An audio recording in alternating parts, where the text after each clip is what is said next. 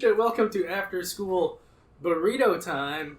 This episode brought to you by Kunk on Earth, streaming now on Netflix. Yeah. Walter just showed me like a clip, like opened my computer because I wanted to show him funny video, and then that's the first thing that pop up Netflix recommends. Yeah, and Kunk on Earth. Then he recommended me to watch a small clip, and I'm completely sold on it. Yeah. Philomena Kunk, she spun out of something, like, it was that recurring Steve Coogan character. I don't remember his name, but, like, I think the Kunk character spun out of that or a radio show or something. But on YouTube, I've seen all of Kunk on Britain, where this dumb interviewer goes through the history of Britain in a humorous way, but my friend told me about Kunk last year, and I called him a cuck, but he was right. That's what I thought it was. It was like Kunk on Earth. It's like, cool, but why would I want to learn about cockholes? Well, I'm sure there has to be a moment where Kunk mentions cucking. I mean, she goes through the history of Britain. One of those kings had to be a bitch. Cuck. Mandy. Who? Mandy. I don't know what that means. It was like a series. It was like a series about like from like a classic like British girl, but we're talking British in the how British see the British, not how Americans see the British. Yeah. Whereas like the super obnoxious like big earrings, big hair, big old puffy jacket, just loud as fuck. Dude, that's the type of British person that they're making fun of.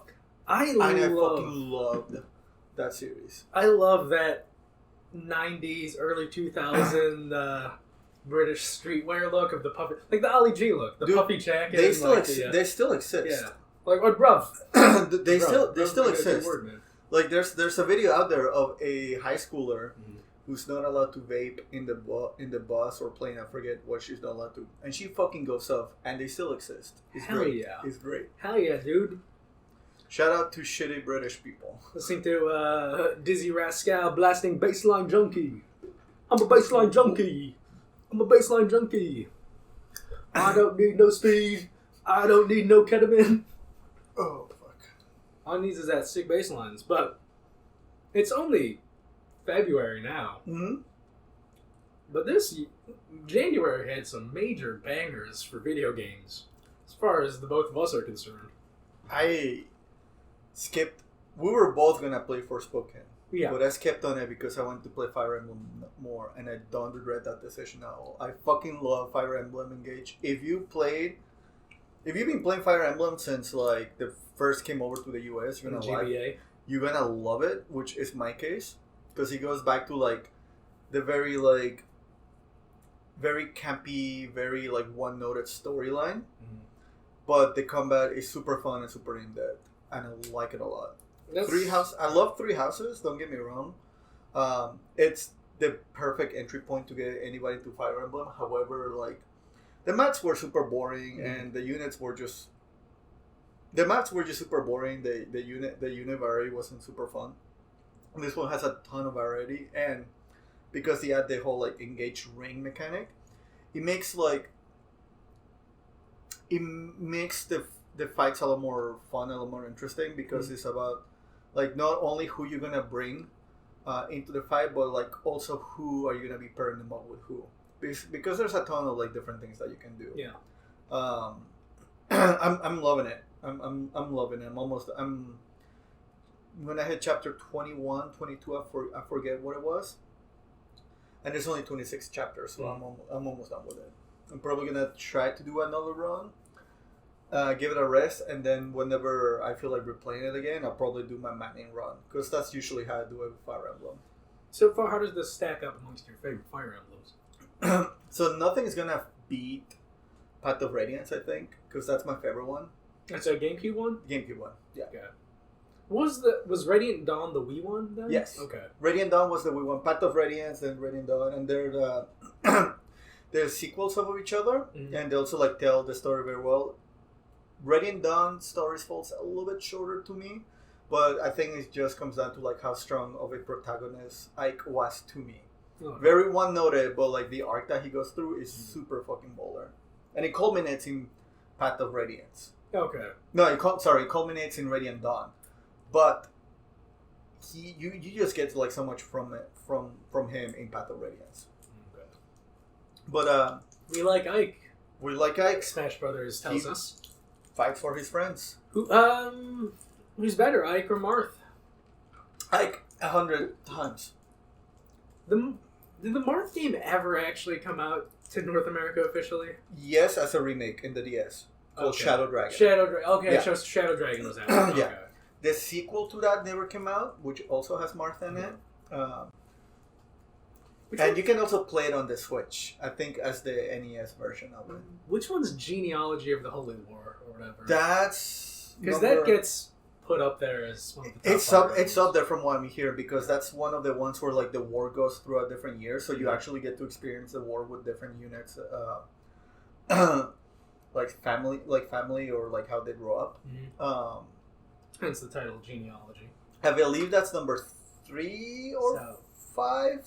SNES era then. I want to say SNES. I want to say that's the first one in SNES. I've only played the American ones. I've never played the Japanese ones. So I never played Tracia. I never played Genealogy. What was the? I've started the GBA one and quit that because this didn't hook me. But which one was that? The one with Lynn. Fire Emblem. Yeah. Well, it's like sort of something in Japan. They'll have wild names. I forget what the name of that one is in Japan, but for us it's Fire Emblem, and then it's the Binding Blade. That one has Roy. Okay. And then the Sacred Stones has Erica and Ephraim, and that was my first one. They got Sacred Stones for you. Sacred Stones. Which by the way is. Which, by the way, with the rings being like basically the main characters for every single one of the characters, I understand why for the first American Fire Emblem, they went with Lynn instead of Eliwood. Oh yeah, because it's way too similar to Roy. Because if I remember correctly, Eliwood is Roy's father. Yeah, and they look exactly the same. The only difference, too much going on. The only difference is that Roy is short. He's shorter, and he has like a headband. That's literally the only difference. So I understand why they went with Lynn. Plus, Lynn is kind of like the fan service. They've been doing like a little fan servicey with Lynn since the beginning. And I get it. Like her whole arc is like she is a princess of fantasy Mongolia. It's just straight up Mongolia. Like they got great beef. And like she's trying to like find her food in like the New Kingdom and stuff like that. And she's like a great unit too in the game. And her ring is fucking amazing in the game too. The Nuva ring, so she don't get pregs. That's the best kind of ring a woman can have, baby. Oh. But no, I'm liking it a lot. I like the possibility of the things that you can do. I like how like the builds that you can make for the units are really fun. So far, like I already spoke to you about it separately, but I'm gonna speak about another one that I really like. There's this character called Yunaka. She's the thief character. You probably might see her here and around because she wears like a one-piece suit, and she has a little like a little star, and she got big old titties. Oh, of course, it's Fire Emblem. And she's the thief character.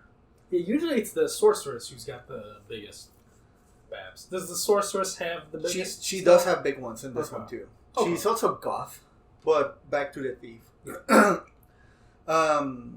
Her whole her personal ability whenever she is in a terrain square, she gets higher crit, and I like to pair her up with Corrin, the ring for the Fates game.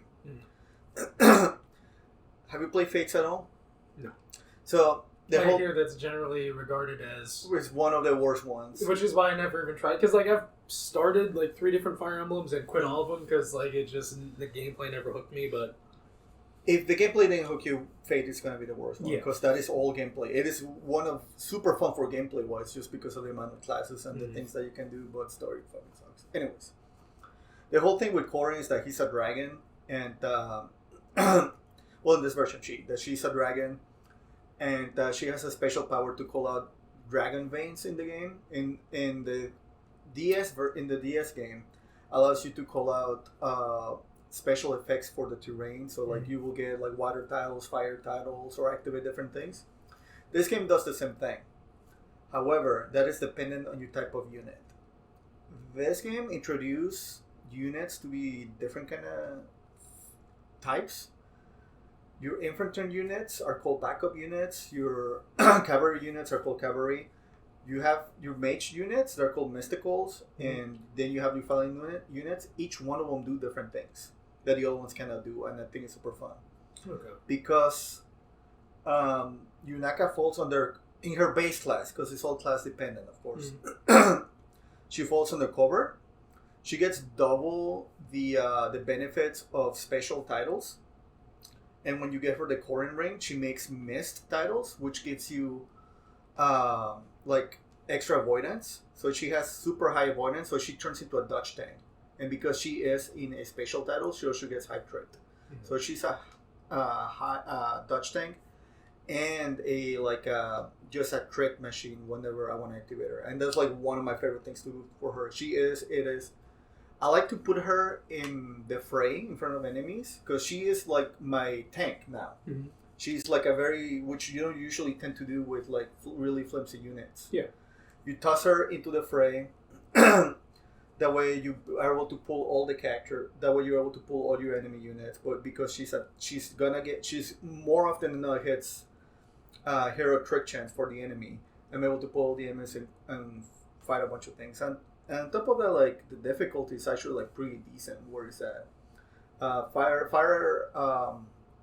3 houses. I felt kind of like the difficulty just came with like the amount of HP and the enemies that you have to deal with. But the maps and engage the enemy units that you have to fight in this one, and just a couple of the systems that the game has that the AI is also allowed to abuse makes the combat so much more fun and more dynamic. I'm enjoying the hell out of this game. The story kind of sucks, but it's super campy, super flashy, and I'm super okay with it. The bad guy is the bad guy until they call down the demon. And then the demon comes out and the demon says, I'm the bad guy, so now you have to fight the demon. I was expecting something different. I got to the reveal, the big reveal of the game. And I was expecting it to be something different, but, I think that's because I gave it too much credit. There's a reason why you have stupid-ass hair, and I was expecting it to be another thing, but what I got was... The obvious thing is the thing. Yeah. It's like, can't be that, or it was that. I mean, if you don't... I'm just going to spoil it because I don't think you're going to play the game. No, so maybe I don't like Fire. So, you play a Divine Dragon. Yeah. And everyone calls you Divine Dragon as such. But the very first mission of the game, you are fighting the last boss as a flashback. Okay. And then you get another flashback or another memory or a memory of yourself going crazy. With fire. The fire is supposed to hide the fact that your hair is all red, but you can tell it's all red. So in my head, I was thinking, you are half evil fell dragon and half divine dragon. That's not the case. You are a full-on fell dragon, but your adopted mom loved you so much that she gave out her divine power to you, and that's why you have blue hair. Ah, yeah, that's sweet. Yeah, I think it's stupid as fuck, but I'll take it. Also, everybody calls him Pepsi. I think he looks like the Filipino flag. Yeah, he's white, red, blue, and with gold. Yeah. Fire Emblem Engage will now be the official game of the Philippines. I was going to say a Filipino saying, but I don't know any. Yeah, I don't know what either. I don't know. I know when someone's calling me gay. Yeah, there you go. That's about it. Marisco. I learned that Marisco. Yeah, every time a new Fire Emblem comes out, it just makes me want a new front mission. That's fair. because I always hate those rock, paper, scissor mechanics. In like the weapon triangle is a major component of most Fire Emblem games. So they were dialing it back a lot. Like Three Houses doesn't have that it at all. Yeah, Three Houses doesn't have that at all. Fates has a weird version of that. But the thing is, a lot of the strategy came down to like, well, your unit's gonna hit harder, so just fuck it. Yeah. That was my main complaint in Three Houses. Like, I could just toss one unit, and it will to knock out like 20 dudes and be okay. This one, not so much. Which makes me like it, even though I just said about a Dutch tank, but I don't know if that's intended to do or not. Yeah. But that's how I like to play. But because other games, like Front Mission, it has 3 damage types, but that only comes into play when you develop your mech, and then you could spec it differently, and like, oh, these armor parts are resistant to this, so you'll still do okay, but you're just not suboptimal. So it's always helpful to like have different armaments in different slots. Like, okay, like if this, like I might encounter one guy who is resistant to impact weapons, so I'm gonna make sure to have a machine gun in one hand, which does pierce, and then like a shotgun in the other hand to like if they're resistant to pierce. I like that idea of just like, it's not as strong as a thing of just like, I'm just not gonna win because he's got an axe and I've got a fucking sword. The other way. Whatever, man. I thought axe beats spear because you just chop the wood. Yeah, you said the other way. Oh, okay. Yeah. Sword, yeah. Beats, yeah. Yeah. No, I will argue that, you know, you switch your units and it does the same thing. Yeah. It's like, hey, like, it's like, I like these units, but like, you know, I've been training these as backup, and this map is full of flyers, so this map is full of armor units. See, let me switch my units around. See, again, I'm more into the FF Tactics style of you have less units, but you have more customization within each individual unit. That's what I like. Will argue that this one doesn't, because the emblem rings that you get also come with weapons. So like whenever you do the fusion, your fusion has your standard weapons that you put on your units. You also had special weapons that came with your unit. So for example, an emblem ring will be like, for example, Sigurd. He is straight up lances. I give it to my axe unit. That way, whenever I'm gonna get fucked over, I can just turn into it and use the spears. And so also for different like for different emblem rings. There's one Byleth. Fucking just changes weapons depending on what type of unit you are. So you usually think about where you match. I will argue it does it in this one, not the other ones, but definitely in this one. Maybe. Here's the thing, like, I don't have my Switch anymore, and I probably won't get it back ever again, because Bayonetta 3 happened. Like, by the time a Bayonetta 4 comes out, the Switch 2 will be out, I'll just get that. So, Fire Emblem's engaged. I'm glad you're enjoying it. I'm loving the hell out of it. I'm probably going to do another playthrough right after the one I'm playing. This time with Garo. I found out his canon name is Aliar. Which I just don't understand why we just don't have the character, because they straight up have a personality. They straight up just have a personality. I wish it would just like, hey, this is Aliar, this is the lord that you play. I like the Avatar player for Robin, because that made sense, because he was not the main character. Yeah. The main character being Corrin, I was a little on the fence about it, with choosing your adventure. That made a little bit of sense. Byleth just being completely silent really bored me. I didn't like that much. But this one has dialogue, has a personality, which is funny. He's a little dumb, but it's funny. I would have just rather them just be like, you know, fuck it, you play with Aliar. Yeah. So because I knew Byleth was silent, but like they do it in a worse way than a SMT. Tag. Yeah, because you don't have a... It's like significantly worse than an silent SMT Pro Tag?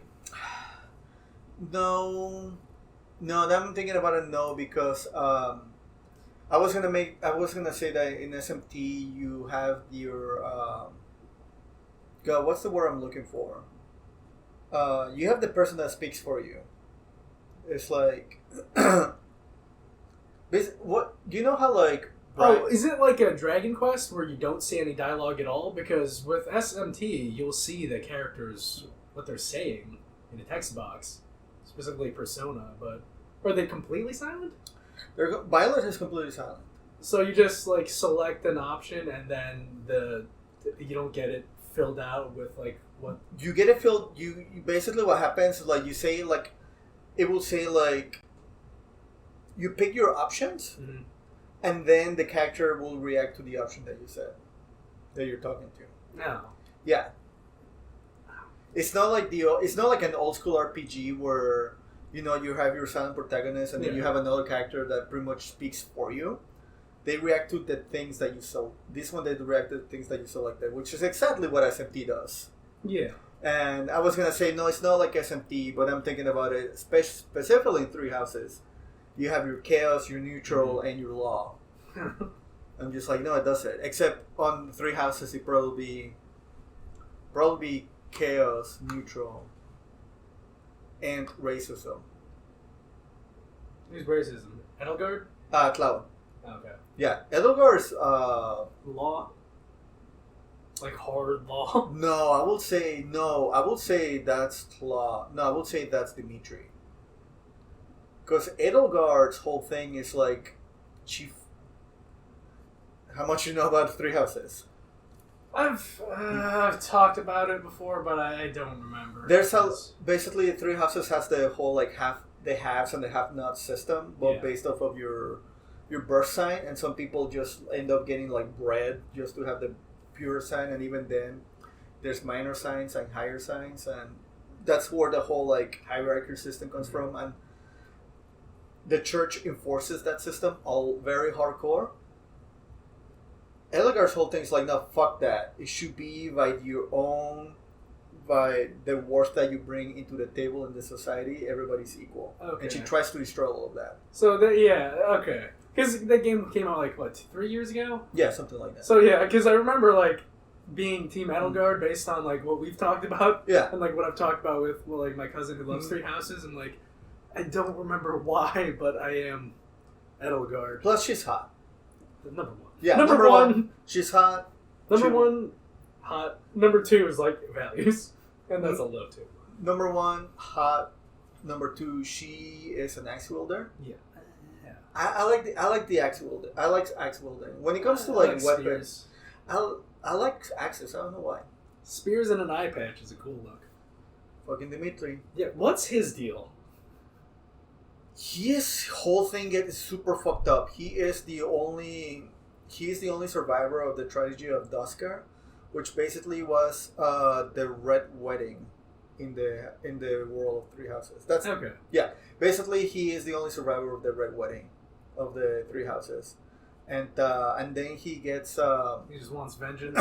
he has a little bit of that going on, and people like kind of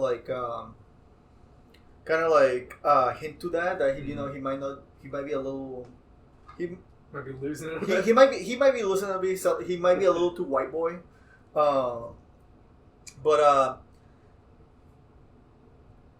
and the mission where you do the time skip, he fucking goes nuts, and he starts laughing. You actually see him lose it because he gets the truth. He finds out what the truth was behind the Red Wedding. Mm-hmm. He fucking loses it and goes on a rampage. Yeah, I dig that. Yeah. Dig that. No, he is the punished of that whole thing. Punished Snake, man. He is Punished Snake. Like, he goes fucking wild, and he kind of tries to redeem, and his last boss is actually Edelgard, because she goes fucking crazy. Because the story is different, and she actually becomes into a monstrosity that you have to kill. And Claude just... what's the Golden Deer about? The Golden Deer... it's the best one if you want to get into the lore of it, because they actually go back to like they get into like who the original royals were, the original houses, how this all came to be, and you actually get a bunch of background on like why the weapons are they look the way that they are. Who they have a really stupid name. Who slithers in the dark or who slithers in the shadows is something like that. Okay. Or sure, it sounds better in Japanese. Probably. And you just get a bunch of lore and background of it, and the last boss is literally the killer. It's basically they have like a really weird like creation myth. If I remember correctly, they have like a really weird like creation of society myth, which is not a myth at all. It's actually super real, and it happened, but it happened so long ago that everybody thinks it's a fantastical thing. You get to fight the fucking basically the analog to the devil. Okay. And he also has the most badass like ending boss song in the whole game. Like one of my favorite ones. Like they all have like really cool things about it and it's whole story, but when you get to gameplay, it's like not interesting. The maps are super flat. The unit composition is not fun. Most of the gimmick, like there's a couple of fights with cool gimmicks here and there, but like I don't know. Gameplay wise, it just didn't feel fulfilling to me. And Engage does. Okay. It does have a couple issues here and there. Like the UI in that game is fucking terrible.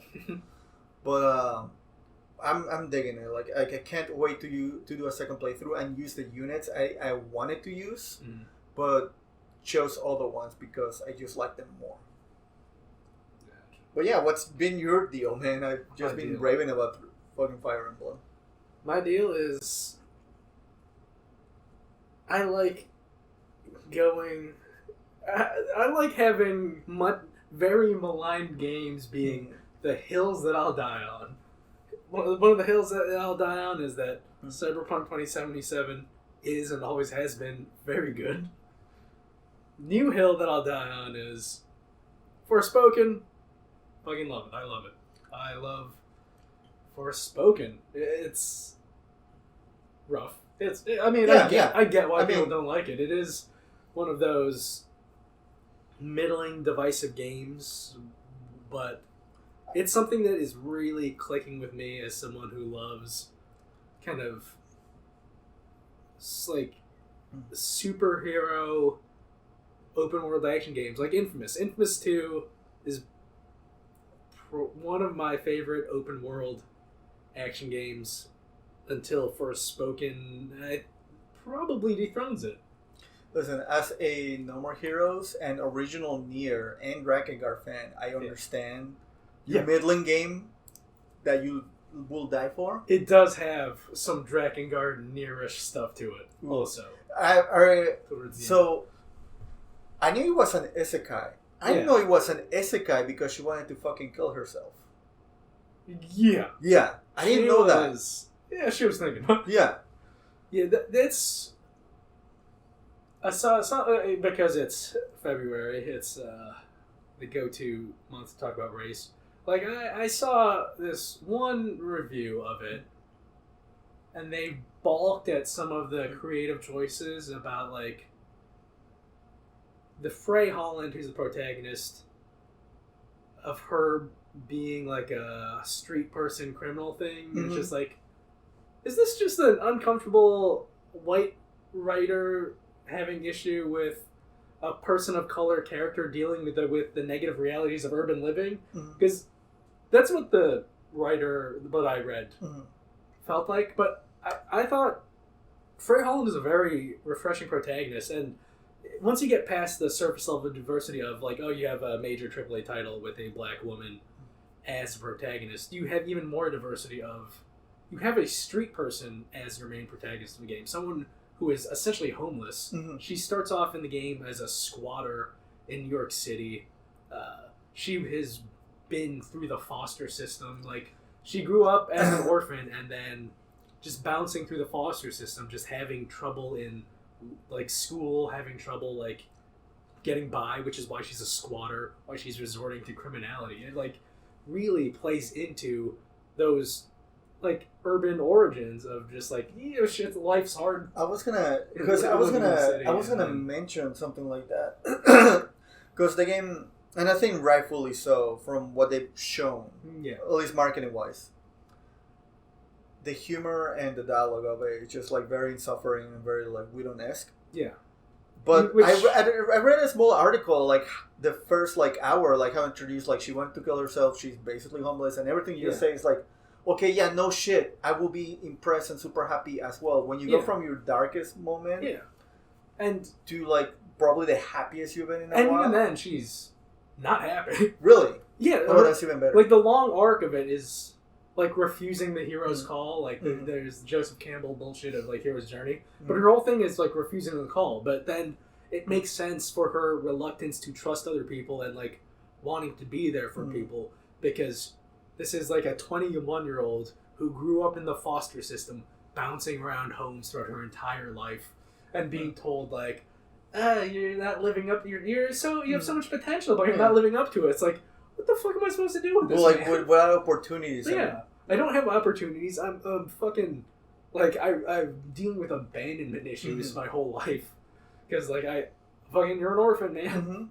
It's very realistic arc, and like especially it does have a kind of a slow start because it like, you know, but once you get like past into the second half, the story gets cooking. You see, like, those emotional moments with Frey are just really well done. I'm just like, yeah, this actress is bringing her game here. It's moving. It's good.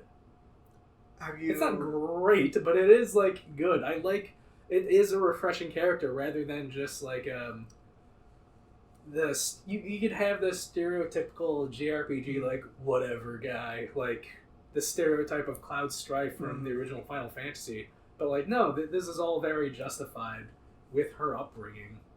And you get these beautiful moments, like this end of Evangelion move. Oh, really? Of just like, Asuka, hey, you're not alone. You know who's with you. You know who's with you, Asuka. I'm not going to say it here. If you've seen all of Evangelion, you know what I'm talking about. But if you haven't, I don't want to spoil Evangelion and Forspoken for you all in one go. But like, yeah, you haven't been alone this whole time. The streets, it's the It took me a while to get used to the controllers, but then the controllers kind of made sense. It does. It does have problems. That is. Where's my little notebook? Because I think you dropped it. No, I did. Because I was throughout the day during slow times, I was taking notes of like. I have a page for praise and a page for grievances. And the buttons, the layouts, grievances. Because I like the gameplay of it. Overall, the gameplay is fantastic. The traversal is solid throughout. With how large the map is, people like say it's empty and whatever. But that allows you for traversal, though, which should be a high key. Friggin' awesome, yeah. Because like into my 20s, my friends and I would go to jungle gyms and play Lava Monster. Like, we had one of my friends that cracked a rib. Hell yeah. Because we're like climbing jungle gyms, and he's like I don't know, we're too old to be on a jungle gym. But yeah, just the idea of creatively traversing an environment is super fun, and it's like this gigantic playground, and it, like, depending on the zone, like, the color palette changes. The first zone you go to, like Praenos, where you have to fight Tantasila, and like beating her gets you the fire abilities, which are the melee abilities. That is the worst zone, based just on color palette to me, where it's like brown and red and just like oppressive. That's never fun. Yeah, but then once you get to the end, you said that's the first zone, right? Yeah, but once you get to the next zones, like the next one's water, you get blue. The next one's green, and it's just like these huge fields of rolling hills. And I'm running through there at like inhuman speeds and just bouncing around. I feel like I'm just running through Ireland. It's awesome. Talking about rolling hills. I watched Sonic 2. Fun. It's a fun movie, dude. But yeah, Forspoken is literally a dream game to me. Because I've had dreams. Like, a recurring thing in my dreams is just that idea of like just running. Because I love the Flash as a superhero.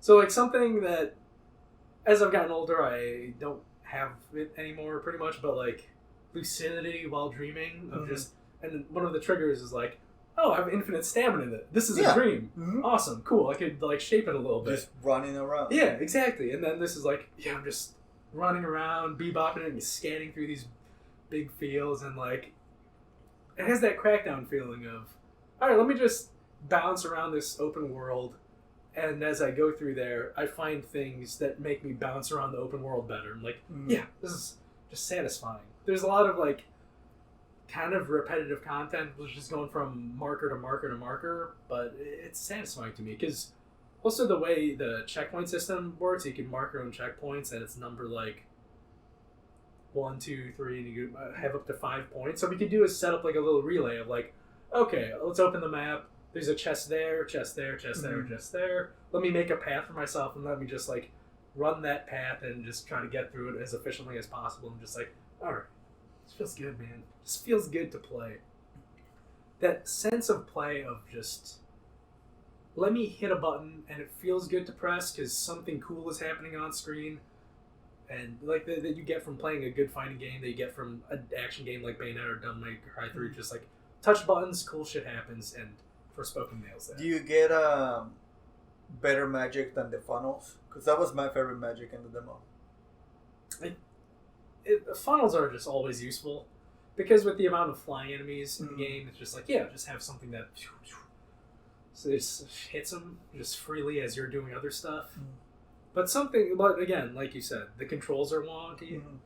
Something that should have been there by default, or they bring up that it's an option as soon as they introduce it. The support spells that are based on L2, you could set it so like every time you use one, it's on cooldown. You have to open up the menu to go to the next one, which I actually really like. It allows me not to spam things and actually make me think on the fly with the different options I have. But you there's an option to set it to automatically go to the next spell after you use it. That's so much better. So it's Never mind. Like, why is that not default? Like I use that spell and then instead of just looking at a cooldown, like okay, there's the next spell in the queue. Like just make it a default. And also a little annoying thing. It was just why can't I just tap the magic change button to just rotate through the spells? No, you have to hold it down and select it each time. Especially for your main one, because your main magic is set to R2, which is like your main attack that you're using for that spell class. What's just that? What happens at release of R2? R2 is you charge up your magic attack. But then you release it, right? Yeah, then you release it. You have like up to 3 states of charge. I'm assuming the tapping is what causes it not to do that? Yeah, well no, like R1 is to open up the magic Oh, menu. never mind. Yeah, so what happens at release of R1? It closes the menu. That's it? Yeah, and for like the main attack spell, there's 3 in each, so like why can't I just tap it to switch? It's like switching guns. Like, why can't I just quickly tap it to switch guns? Like, I have to open up a menu for like half a second every time. Like, that's stupid. I'm assuming... Who makes this game? Luminous Productions, who made Final Fantasy 15. I'm assuming they just wanted to have their system. Again. Baffling systems of... Just like, why are you doing this? Also, like, especially with the main spells, you have like... You have 4 classes of magic and 3 main spells in each class.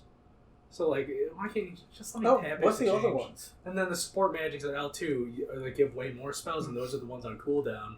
Just like, let me tap through. It's just because I know instinctively it's 2 spells away, so just let me tap L1 twice and then just hit L2 to do it. Why can't I do that? What? I don't know. It sounds like they were too afraid to make a full action game. Right.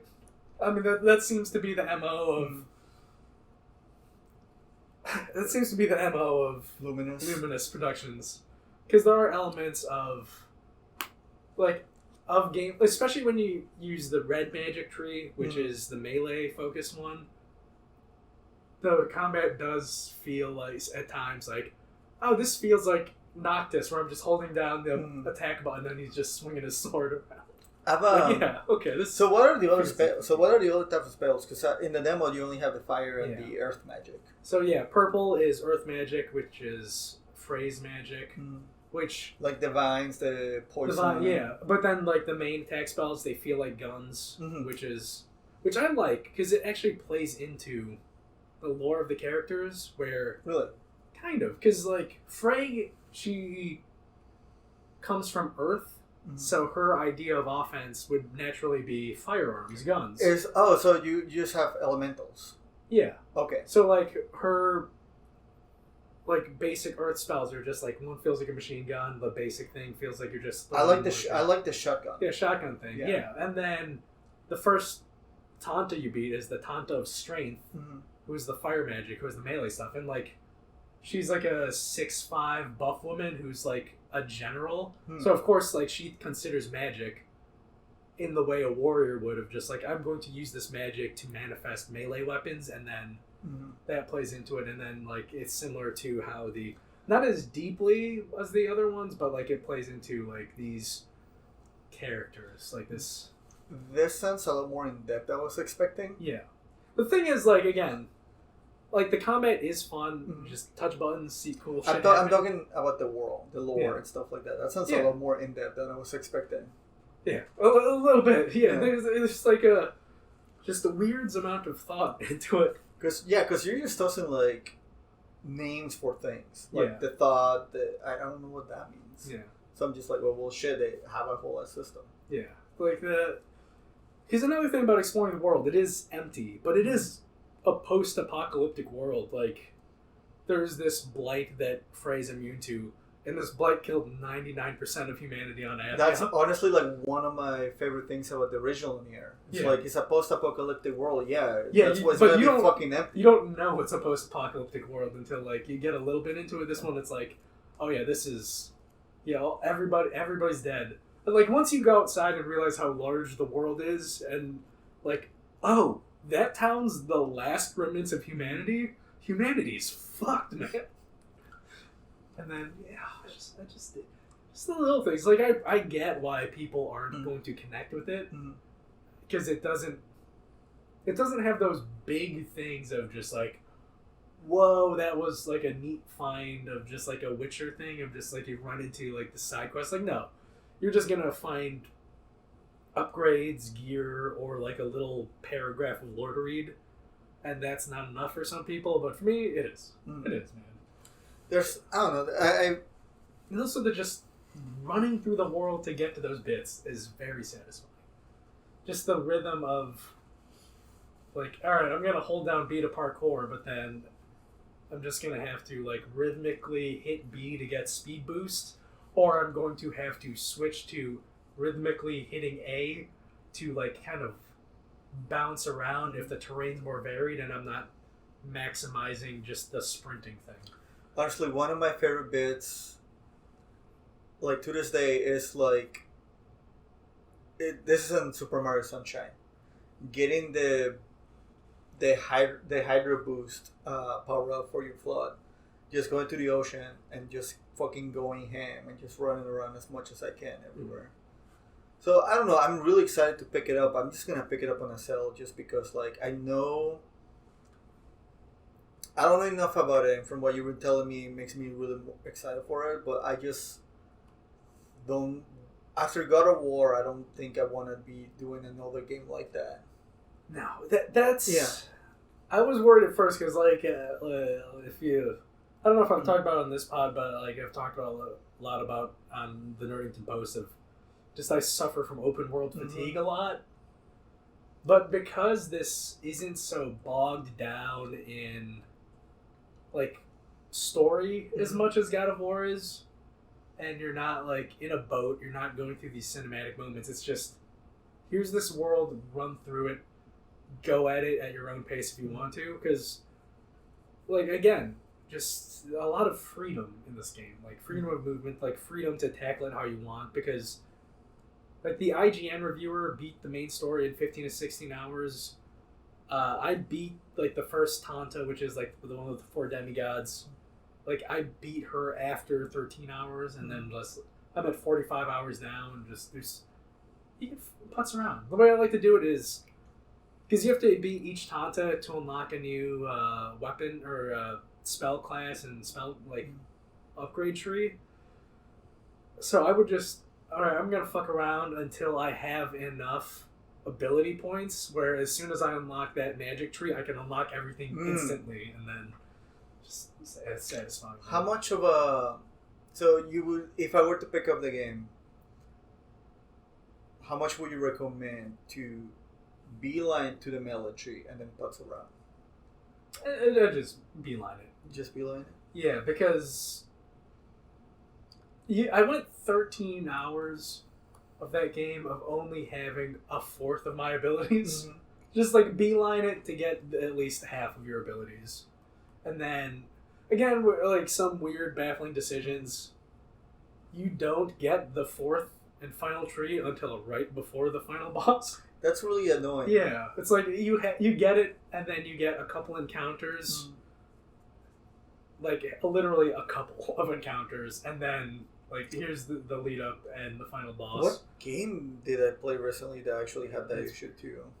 And also, like it's just not, like it looks cool because the final magic tree you get is lightning based. Oh, but that's like my favorite. Yeah, but by that point, you're used to the other spells, and also, like, oh, this one kind of specializes in subterfuge. Like, you could confuse enemies, you could, like, turn invisible and kind of, like, cloak, or, like, have an extra dodge option that leaves an after image or whatever. It's like your Rogue 3. Yeah, but then, at that point, I'm a powerhouse, and I don't need those extra evasive options, or, like... I don't know. It's weird. Just like baffling decisions. Is there straight up like a DOT tree, like damage over time? No, that would be more the water, I guess, because you have a specific support spell where you make like a water snake and it flies from enemy to enemy, which is cool. Like, I'm a water and fire guy, man. You're a water fire guy, man. Yeah, because the water, the Tanta water, I think is. I always forget her name. It starts with a V. But her thing, she's... Virginia. No. Her thing is water, and her, like, main goons are these magical archer guys who kind of... They feel a little like Quincy's, honestly. They kind of leap around and shoot magical arrows at you. Well, yeah, this is sick. Like, I don't care for Bleach, but I like some of the ideas of Quincy's and shit, but... So, like, you get... just bow and arrow type range stuff with water, and like the water is your best, I think, the best ranged abilities, and just satisfying. Also because water, like, you're essentially turns into ice. You're just like as an ice element guy, like, oh yeah, this is satisfying to make a giant whirlpool, suck enemies in, and then you make it explode into a giant like Blizzard from Final Fantasy 15. It's essentially that. Well, but instead of happening randomly. Well, I was just gonna say like. That just sounds like Shiva. Yeah. Oh, yeah. And then also, like, the best range attack is one of the water things where you kind of charge it up and it's just like you're making a giant ice arrow and then you shoot it. How much of a... Because when I remember when I first saw the trailers and watched a little bit of gameplay of it, how much does it feel like Grimoire, Vice, and Kaine? Very much. Very much? Yeah. Okay. That's why I like the whole near vibes of... Yeah. The like a kind of a weird odd couple just traversing a post-apocalyptic world, and like there's even some dragon shit. Some dragon guard shit. That's what I want because that's what I want because I love the Kaine and Remo Rice pairing so much. And even also like another thing that plays into the because right from the get-go they just don't like each other. Yeah. Like. And I like that. And even then... Because they're stuck together, they don't like each other. Fucking, you gotta use each other to do... You just gotta use each other. You're stuck with it. Even when they are, like, getting along, there is still animosity to them, which I do love. And, like, something that plays into the antagonist...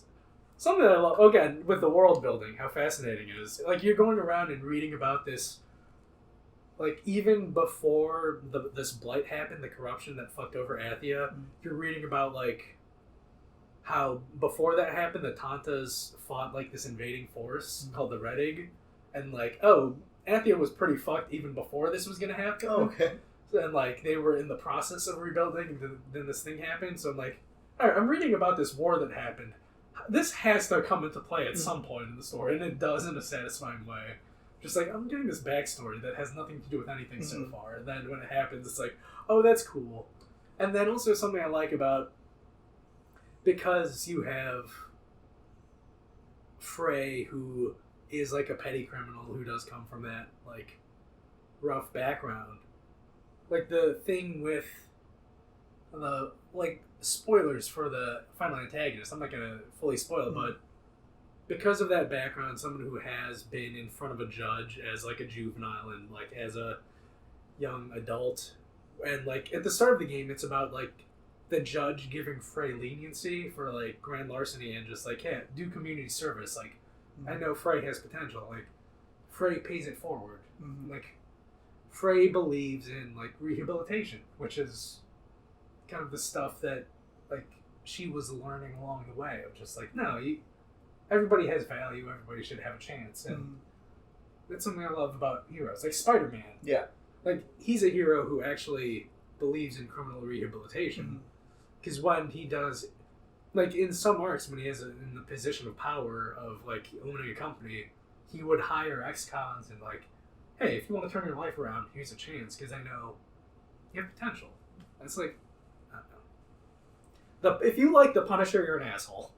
That's the bottom line. If you think the Punisher is a hero, fuck you, man. Like, no, it's not. Walter says a cab. Yeah. Yeah. Oh.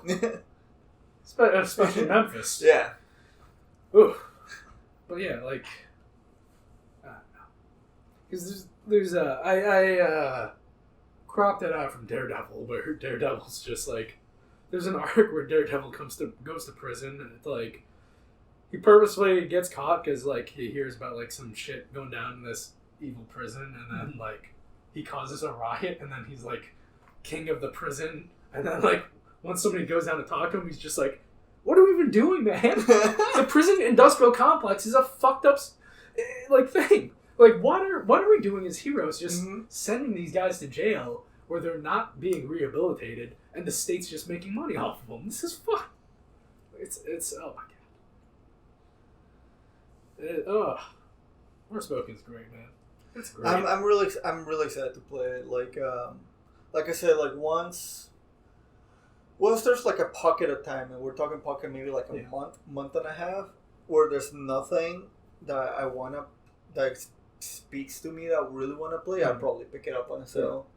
Because that's one of the games I was like really excited for. Because when I saw, like I said, it looked like Kaine and removed the game, and then I really like the combat, and it is. But then that fucking commercial, she just went full on like Whedon Marvel.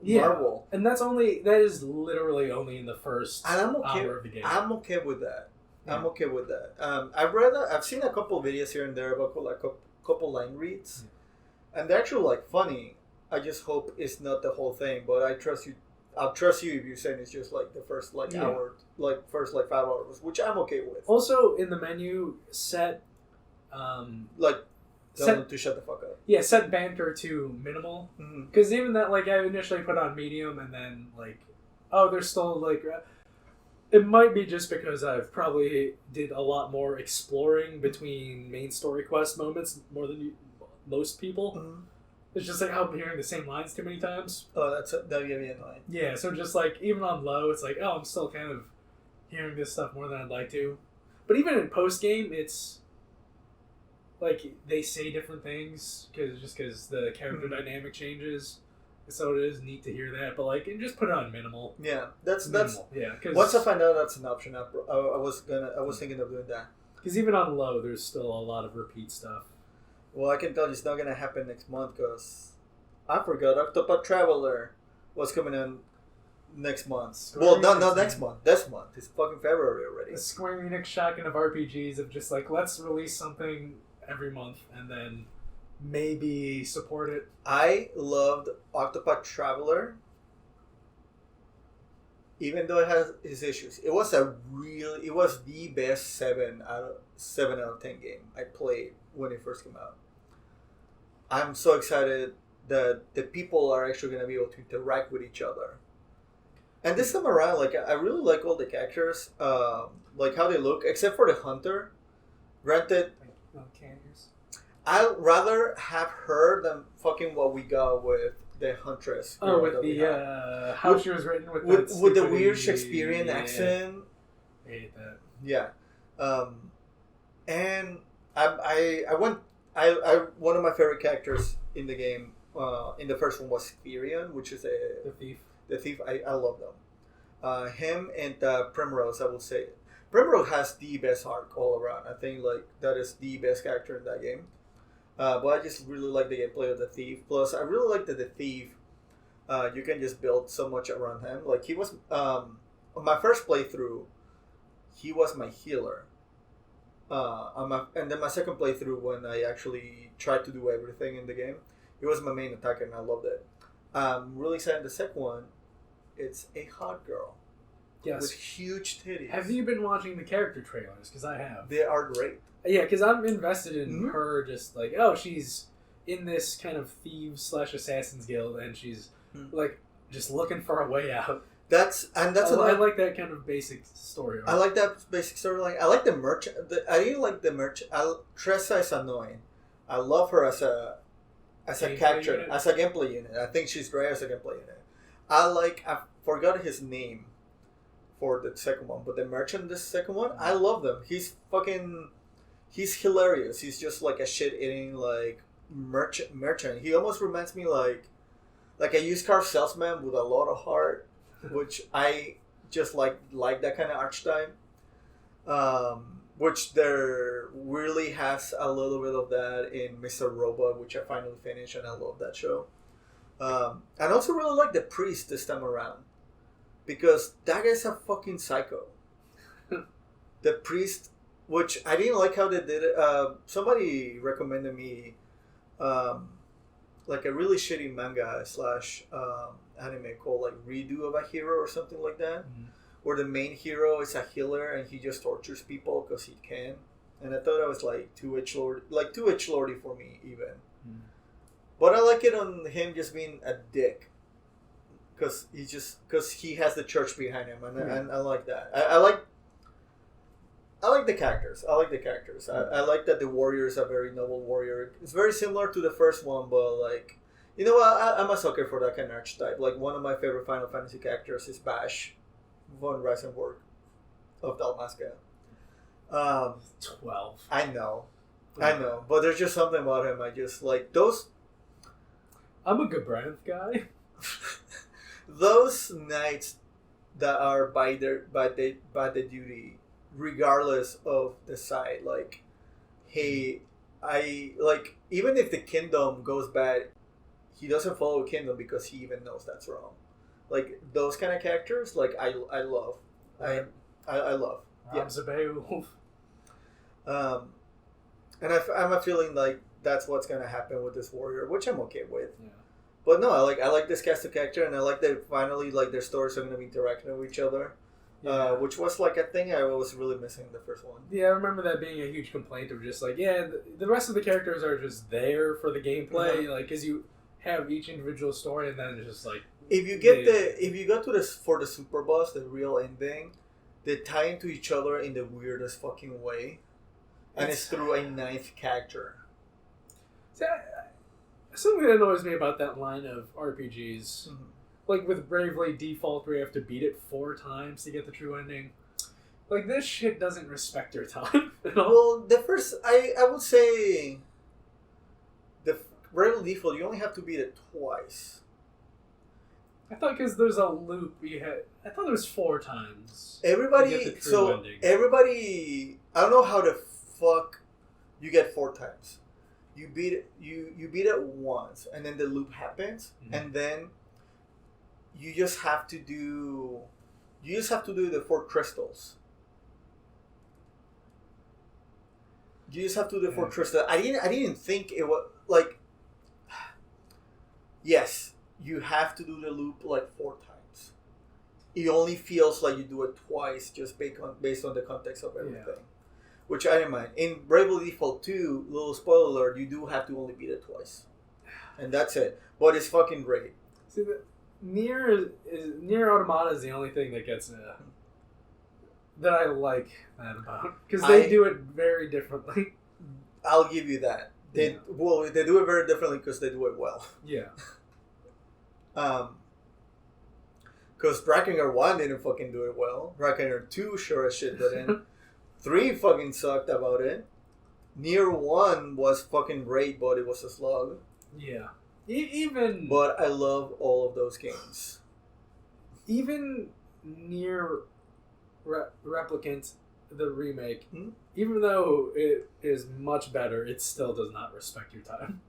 Because I got all the shit in that game. It just still took for fucking ever. I didn't have to get every weapon story, which fucking understandably took a stupid amount of time in the original one, but you have to do it's really it's annoying. It's annoying. It's annoying. No, trust me. Automata is so much better at that. I will tell you I will tell you I think it's stupid as hell. I love that so much. Yeah. And because I think you talked about it last time, it's like back when we were younger, you had your game, and that was your game. Yeah. For like months. All right, that was a good birthday. Next game I'm getting is Christmas. That's 6 months away. Mine was the original Drakengard. Because I saw it's like, oh, that has a dragon. I've seen pictures about this one. You get to control the dragon. Let me buy it. Oh, shit. Yeah, dude. Shout out. This is, this guy. It's shocking how important he'd be to me later in my life, since I was only in one class with him that lasted a semester in high school. Shout out Jason Ender. I think that was his name, but he was a year older than me in high school, and it was like a mandatory econ or something class that you have to take for like all people in high school in either our district or the state or something. But you have to take like a mandatory health class or whatever, mandatory whatever. And I was in the corner with like, it just happened to be with the nerds, and he was like, "Oh, there's this game called Drakengard." We're just like, "Oh, that sounds awesome, man!" So yeah, this like dark shit happens. Yeah. Then like oh, like oh, you lose your tongue, like talking about fucking weird ass video games no one else has played in the whole school. I remember being that guy, not having a friend like that. It was that was my scenario. That was my situation. Like I was that guy. I just didn't have a friend to talk to about that kind of stuff. I had a shitload of friends to talk about Kingdom Hearts 2, which was great because I fucking love Kingdom Hearts. But it's like, hey, you played 3? Yeah, I played them all. No, 3. I didn't finish 3DS. Okay. Because I dropped distance. You mean? Yeah. Fucking 3DS. Suck my dick. Drop distance. 3Ds. 3Ds. Nuts. I didn't beat that one because at one point I just found it insufferable, and I think a huge chunk of it, I don't know what it is. Whenever you add a Pokemon mechanic to a game that's not Pokemon, I can't do it. It took me 4 times to beat Final Fantasy 13-2. So that's the thing that turned me off with 13. Because, like, what I heard is it's more interesting, the combat system, than... Because they're made by Tri-Ace, I think. There's 13 sequels, and Tri-Ace always makes interesting battle systems. I like it a lot on Lightning Returns. Yeah. I fucking love that battle system. But, collecting shit's always a pain. I don't mind the collecting shit. It's just the fact that my options are limited to, like, what I collect. It's like... I really like the battle system in 13.1. I just didn't like that my battle system was dependent on the monsters I capture. And then I will have to get better monsters or then evolve them. Because then I get into this mindset of like, I want to have this composition. What is the best monster I can have for this composition? Every other monster that's not that monster is not worth my time. Fuck that monster. Yeah. So I will purposely give myself. And not because I want to, but because I have to. Like, mentally, I can't fucking do it. I don't want to spend my fucking time on a Cactuar because Behemoth is the best one for this kind of composition I want. Yeah. Mind Goblins. Can't do it. Yeah. There are always those stupid mental blocks in games.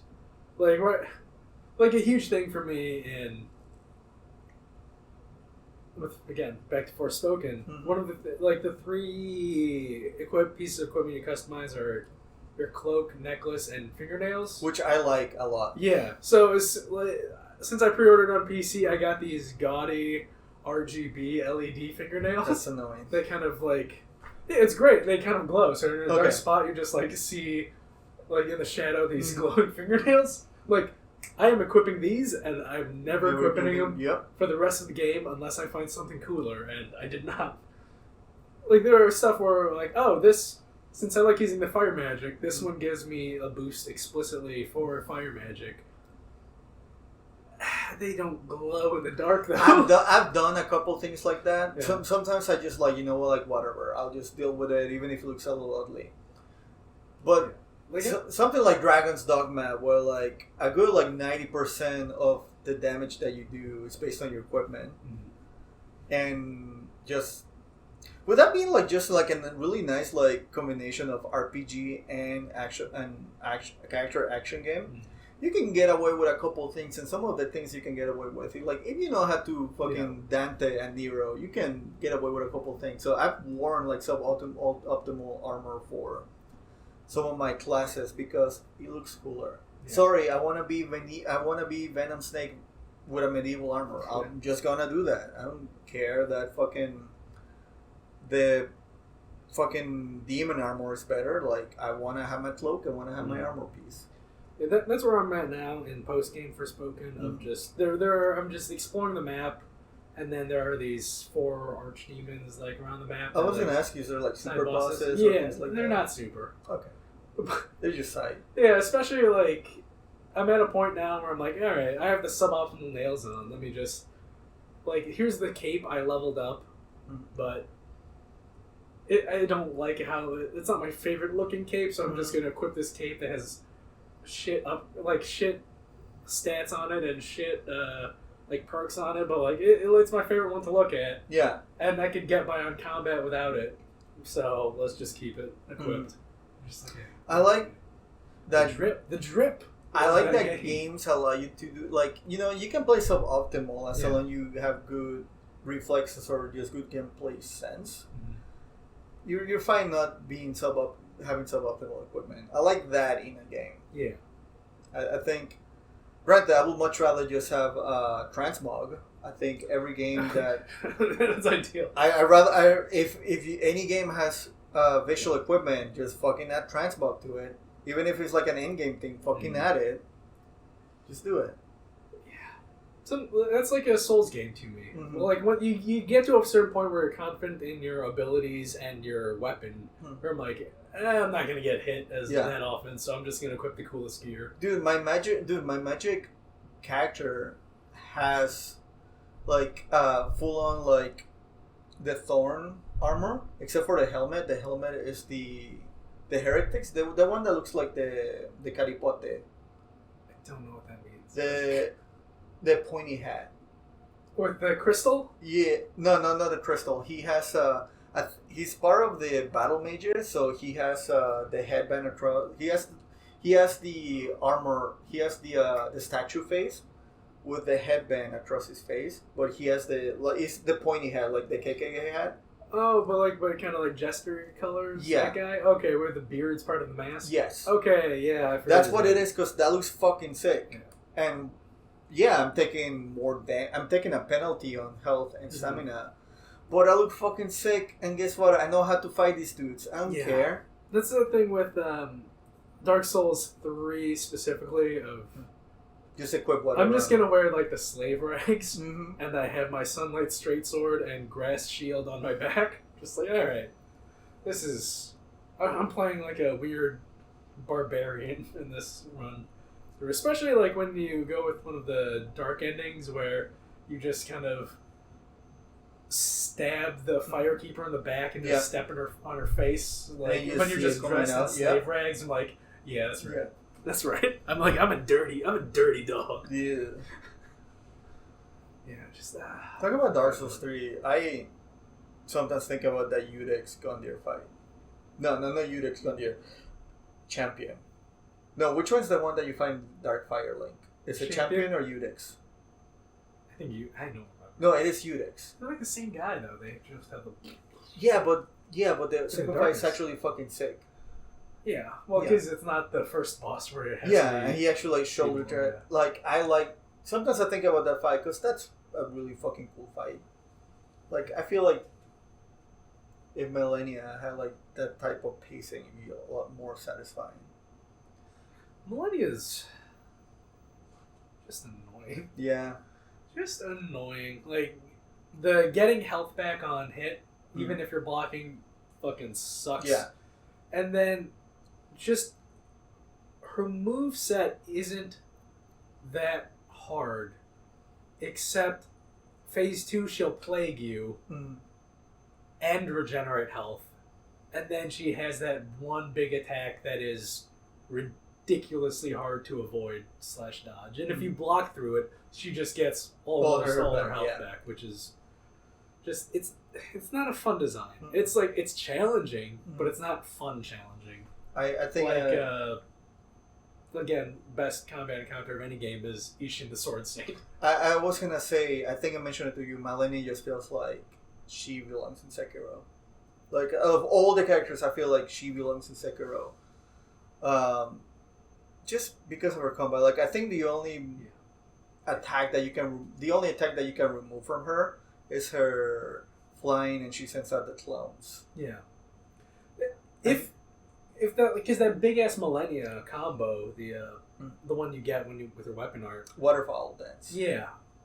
Glad you remembered. I knew it was some sort of bird and dance, but if that was in Sekiro and you could if you get that rhythm and you just parry through it, that would feel awesome. But it's just like, well, I either have to dodge at very specific timing or I have to have the flash step of the knife weapon.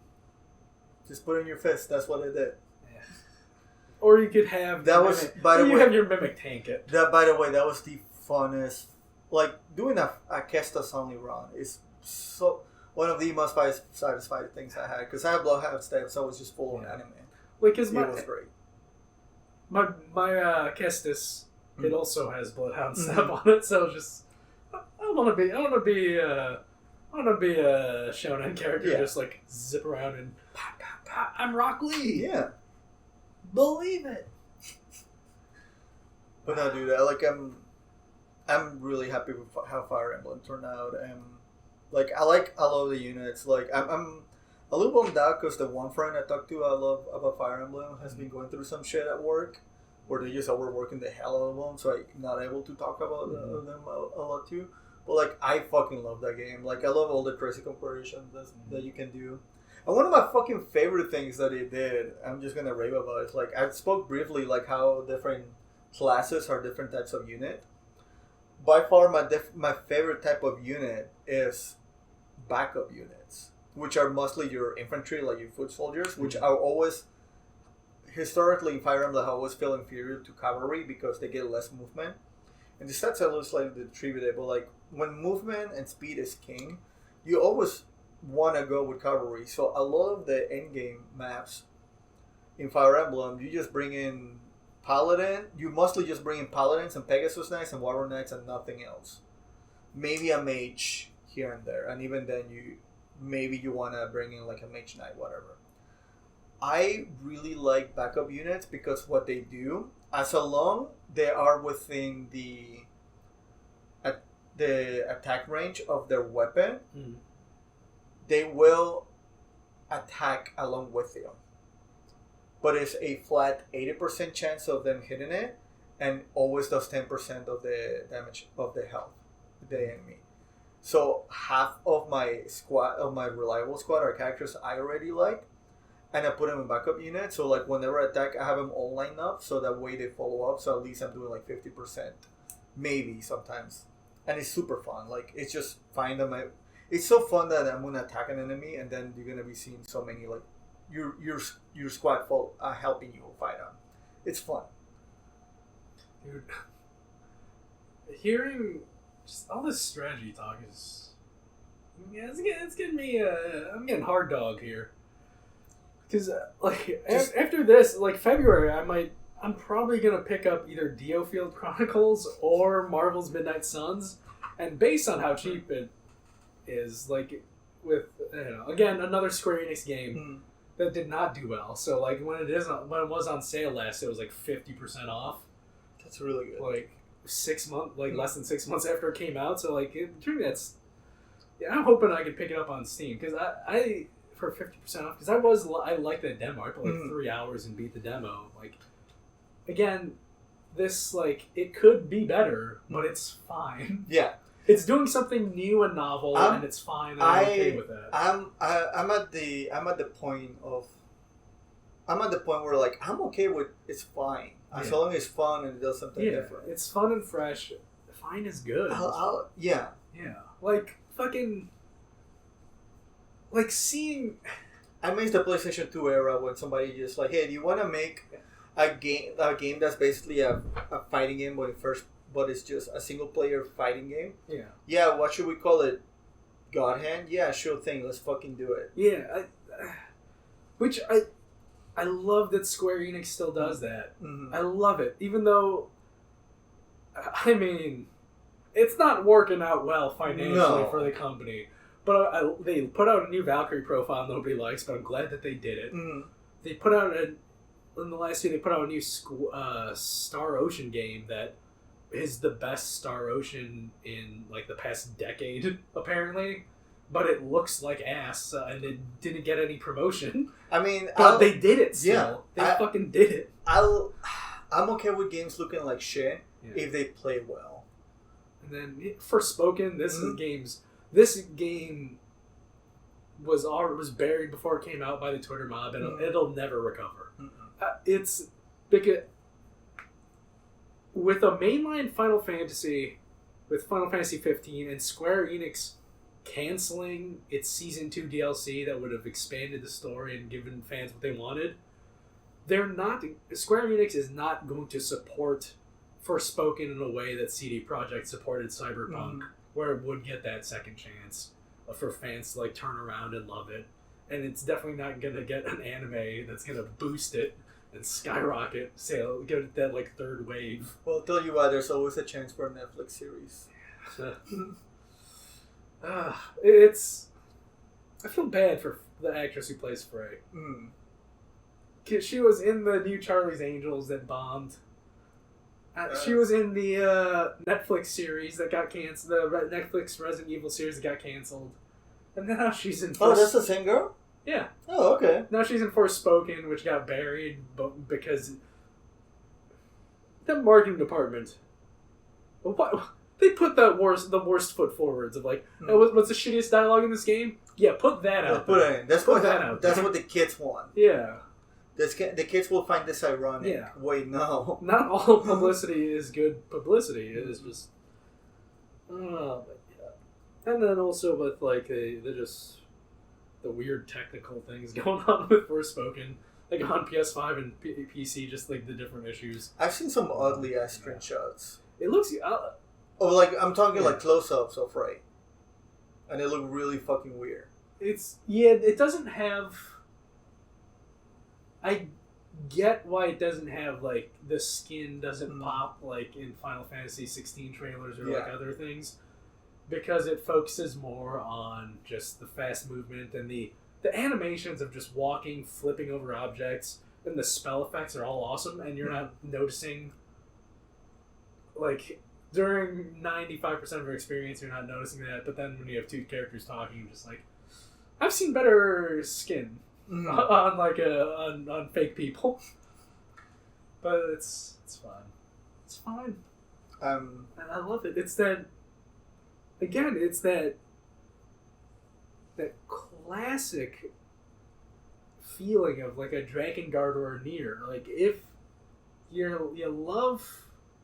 Or a Deadly Premonition. Oh my god, I almost forgot to talk about this. Like, that kind of, like, this is... I understand why people would think it's shit, and they're entitled to their opinion, but this is something that I love. Like, when we were getting burritos, I was telling you, like, in the past 12 months of me playing games, with the exception of Elden Ring, this is probably my favorite game that I've played in the past year. That's last year was like a slow year for me personally because there's a lot of like just playing Fortnite on online games. But like, yeah, that's how. That's the exact feeling I have about Dragon's Dogma. It is like one of my like top 10 games of all time. I cannot fucking recommend that game to anybody.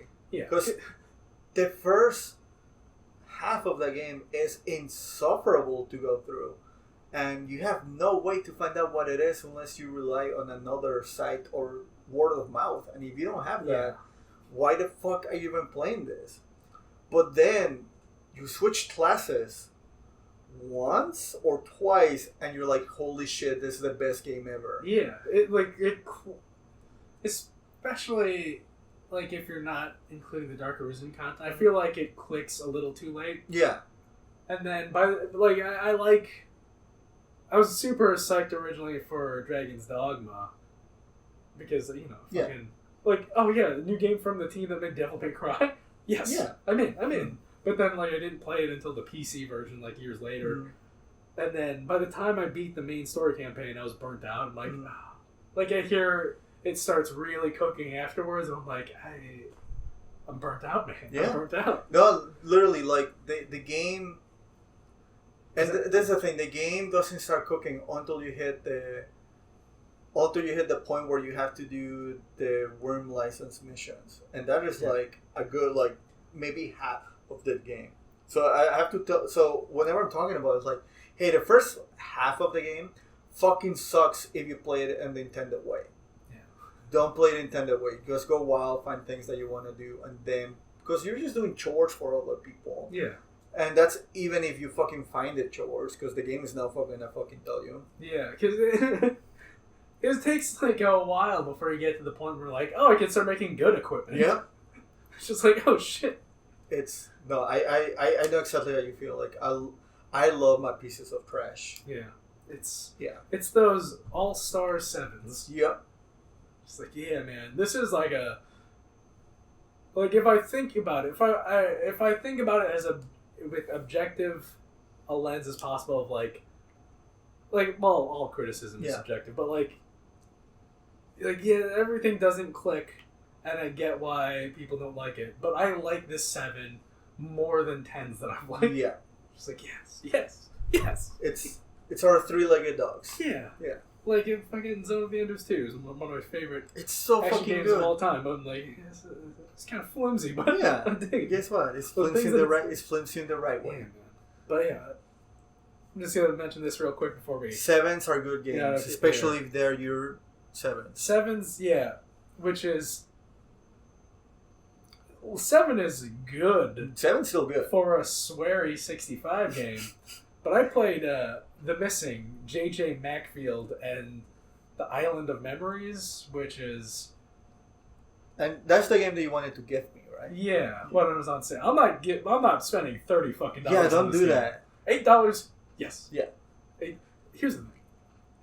I mean, you could have still bought it, but I have told you, it's like, I'm not going to play it until I'm done with Fire Emblem. Yeah. And even then, I might not play it until my second playthrough. And it'll go on sale again, for sure.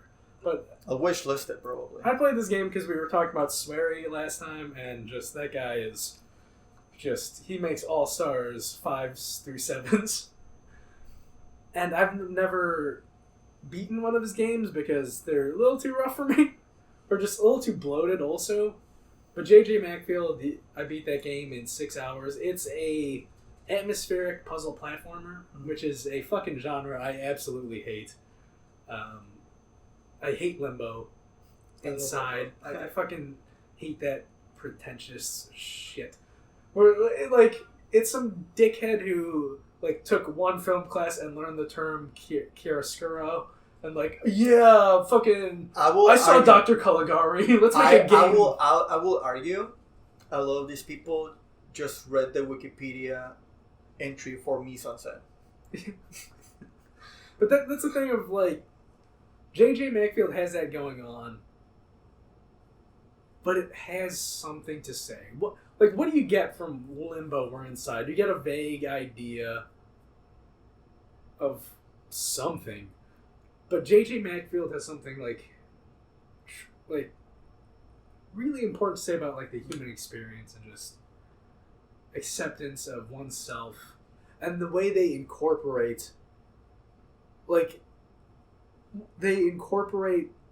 main gameplay mechanic as a thematic element, like this element of like your body gets mutilated and then you could use that to limp around or like throw your limbs to like activate objects, or like you leave your limbs on a plank so you could weigh a seesaw so you could crawl up. That's fucking weird. The way they incorporate body horrors and self-harm as a gameplay mechanic, which ties into the theme of the game, is just, it's so beautifully done, and it makes me want to play Swery's games more if I didn't know they were absolute dog shit to play. I'm telling you. I'm going to play his most recent game, The Good Life, this year, because I hear that's his best running game outside of JJ Macfield. I will say, check out Devil Play Nation, the first one, because it's full of those things that you like. It's just, you have to play Deadly Premonition, which is the bad part. That's why I'm going to play The Good Life first, because it's shorter and runs a little smoother. I will... And also, you turn into cats. Talking about those dudes that you were talking about earlier, and I feel like I like Inside a lot. Yeah. I feel like Inside leaves is whatever message or whatever trying to say too open. Yeah. I'm okay with things being open for interpretation, but it should be more of a funnel situation where like it can lead to this many ideas within a scope. Not when it's an open wide door into a field where like it could be whatever you wanted to, because then you really didn't make anything. Yeah. Or you didn't try to say anything, I should say. Yeah, because this has a very specific thing to say. It's something I love. Like, it's a platformer. So rather than like being like a Play Dead game where it's just like, it's like they still play with like, oh, this is still a platformer, and there are these donut collectibles on each stage, so you like go out of your way to get these donut collectibles. But when you get like enough donut collectibles, you unlock text messages between JJ and her friends. Well, I like that. And then just reading these text messages is very sad. Like possibly the best fake text messages I've read. I like that in a game. Just like, you start seeing JJ's relationships, and then also you see how like the overall mystery of the game kind of starts to play out in like as the texts are going on, of just like, oh, this person is seeing this thing happening from this angle, and this person's just like an oblivious dickhead. And then like there's one person like Philip who's just, you read these texts and like, that's that friend that he's your friend, but you don't like him, but he's your friend because he was just like there, and he's always been there. So like, but God, I fucking hate this guy, but like I get what, like I get. I can tell you this: if you play Deadly Premonition, there's a lot of that. Yeah. Really far away, and you only get it by doing the weird things. And that they have a really beautiful like, and I say beautiful in the sense of like you get this character like. You just get to see like everybody's like personality like coming fruition in a little side side content that you get to do, and you sit down in a diner and you'll talk about like movies and things, and it is so heartwarming, and you get everybody's personality just a little slice. And granted, they do the Yakuza thing where it's just like they have the 3D models, but there's like still shots of everything. But it's so well done, and I think Swery just has a knack for that. Yeah. It's just so unfortunate the fucking games that are in. He needs to.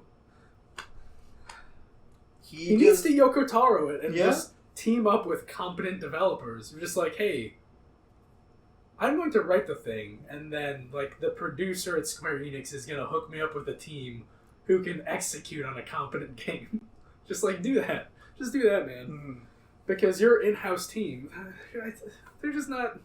They can't do it. They're just like indie guys who have more ambition than they can execute on. You're writing too big of a checks. Yeah, but oh my god, those texts, man, between JJ and her mom, they're just like, just heart wrenching. I'm checking if my packages go here. And then just like there's this text of this person who like, I think they like you, but then like, yeah, it seems like you like me, but you don't really know me. And then once it gets to like this certain turning point, it's like, hey, yeah, you don't know me. Stay the fuck out of my business. Like, what's going? Like, did you tell people what was going on? Because like, don't get involved. What are you doing? You like the idea of me. You don't really like me. Yeah, exactly. You like the idea of me, and now you're putting my shit out there. Like, fuck you. Like, and it's just very good fake text. And if I have one thing to say, like even more than Forspoken, play the missing JJ Macfield. I'll check it. I'll probably wishlist it. That way you can jump on it when it's a sale. Yeah. But yeah, like you just recommend it to me in the worst timing possible. Yeah. And also, like when I said, like, what if I got this for you? What you playing? And then it was like, oh, there's only like 11 hours left in the sale, so I'm like, fuck it. I'm not gonna. Yeah, what a banger for games this month. January is a banger. Which is kind of weird because it's usually a dead month. Yeah. I mean, the sales for Forspoken are gonna be dead. Those NPDs are gonna be. I'm excited for the 50% off. Yeah, it's a shame. It's a shame. You got anything else going on? Because I'm gonna be honest, I'm a little really fucking tired. All right, see you guys later. I love you, Sheriff Truman.